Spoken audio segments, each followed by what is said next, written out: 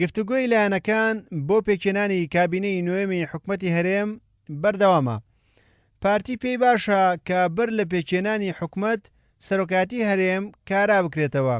یەکێتیش دەیەوێت ڕێکەوتنێکی گشتگیر لەسەر پرسەکانی عێراق و کەرکووک و کابینەی نوێی هەرێم بکرێت. بزوتنەوەی گۆڕانیش هێشتا ساغ نەبۆتەوە لەسەر ئەوەی چۆن بەشداری حکوومەت بکات لە کاتێکدا لە کابینەی پێشوودا بەهۆی کە مەزمونیەوە بەرپرسەکانی لە حکوومەت دوورخرانەوە. لەم پرسەدا یەکێتی مەرجی بەشداریکردنیشی یەکڕێزی ناوماڵی کووردە لە عێراق و هەرێمی کوردستاندا، چونکە نایەوێت لێرە بەشداری حکوومەت بێت و لە کەرکووک و بەغدادیش ململانێ بکات.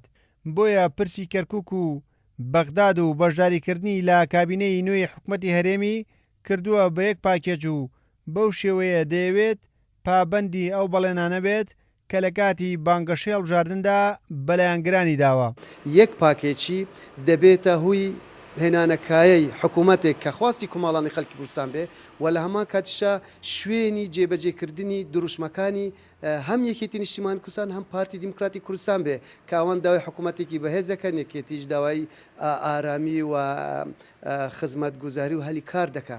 ئەمانە لە سای حکوومەتێکدا دروست دەبێت کە هەموو کێشەکان بە یەکجاری چارەسەر ببن لە هەرێم و لە کەرکووک و لە بەغا. تەنانەت هەندێک لە هاوڵاتیانی کوردستان داواکەن سنووری دەشتینەینەوە و شنگالیش بخرێتەنەوە ئەو یەک پاکێچیە بۆ ئەوەی ئەوێش دۆخێکی ئاسایی بێتەکایەوە هەموو کورد لە هەموو شوێنەکان چ لە هەرێم بێت چ لە ناوچە دابڕاوەکان بێ چ لە بەغا بێ وەکو یەک تیم کار بکەن.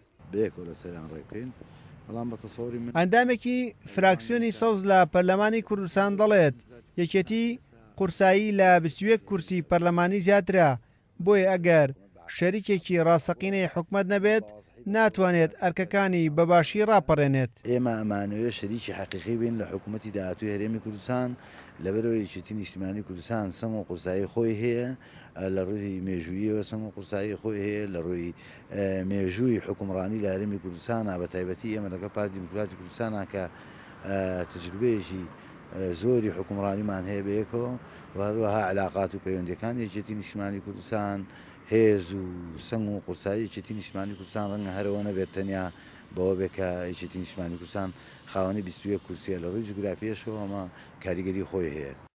بە پێی زانیاریەکانی کورسات نیوز یەکێتی لە کۆبوونەوەکانی لەگەڵ وەفدی دانوسانکاری پارتی داواکاریەکانی بە وەفدەکەی پارتی ڕاگەیاندووە کە پێی باشە ڕێکەوتنێکی گشتی بکرێت لە نێوان لایەنەکان لەسەر پرسەکانی حکوومەتی عێراق و پارێزگای کەرکووک و کابینەی نوێی حکوومەتی هەرێم.